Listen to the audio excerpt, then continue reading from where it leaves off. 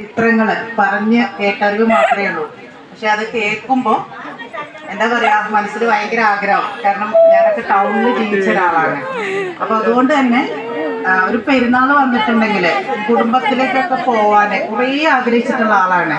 ചെറുപ്പത്തിലൊരു മൈലാഞ്ചി ഇടാന് കൂട്ടാൻ. കാരണം ഞങ്ങള് സ്റ്റേറ്റുകാരാണ്, അറിയാലോ എല്ലാവർക്കും. അപ്പോൾ ഞങ്ങൾ മാത്രമേ ഇവിടെ ഉള്ളൂ.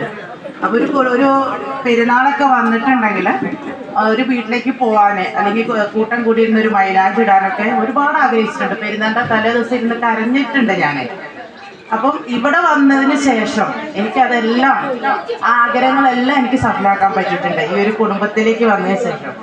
ഈ കുടുംബത്തിലെന്ന് പറഞ്ഞാൽ ഏറ്റവും കൂടുതൽ എന്താ പറയാ, എൻ്റെ കുച്ചാപ്പ, അതായത് എൻ്റെ വാപ്പാനെ പോലെ തന്നെ ഞാൻ കാണുന്ന കുച്ചാപ്പ, അതേപോലെ ഉമ്മാരെ പോലെ കാണുന്ന എൻ്റെ ഉമ്മ, ഇപ്പോഴും അവരുടെ ആ ഒരു സ്നേഹവും കാര്യങ്ങളും, അതായത് നമ്മള് പെൺകുട്ടികളാകുമ്പോൾ നമ്മളെ വീട്ടിൽ നിന്ന് പോന്നു കഴിഞ്ഞാൽ ചെന്ന് കയറുന്ന വീട്ടില് നമ്മൾ എങ്ങനെ ആയിരിക്കും എന്നുള്ളൊരു പേടി എല്ലാവരുടെ മനസ്സിലും ഉണ്ടായിരിക്കും.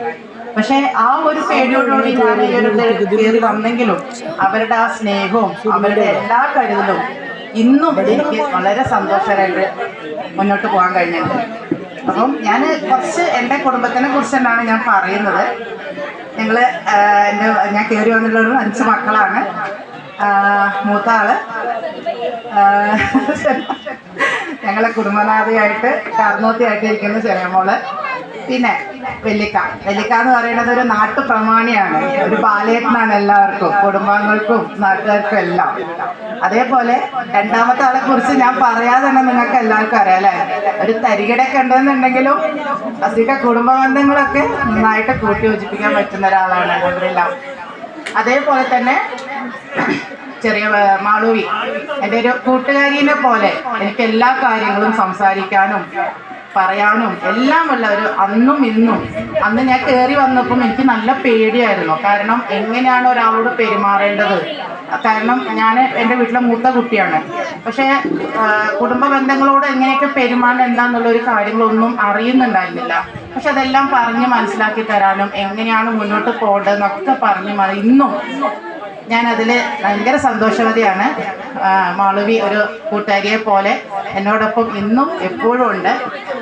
ഒരു നാത്തൂനായിട്ട് മാത്രമല്ല ഞാൻ കണ്ടിട്ടുള്ളത്, എൻ്റെ എല്ലാ കാര്യങ്ങളും പറയാനും സംസാരിക്കാനൊക്കെ ഉള്ള ഒരു കൂട്ടുകാരിയായിട്ടാണ് മാളവിനെ കാണുന്നത്. അതേപോലെ എൻ്റെ 2 ജ്യേഷ്ഠത്തികൾ വല്യത്തെയും സജിത്തെയും, അവരും എനിക്ക് എല്ലാ കാര്യങ്ങളും പറഞ്ഞ് മനസ്സിലാക്കി തരാനും എല്ലാത്തിനും ഈ ഒരു കുടുംബത്തിൻ്റെ കാര്യങ്ങളെല്ലാം നല്ല രീതിയിൽ പറയാനും സംസാരിക്കാനും ഒക്കെ എനിക്ക് അവരും എൻ്റെ ഒപ്പം നിന്നിട്ടുണ്ട് അൽഹംദുലില്ലാ.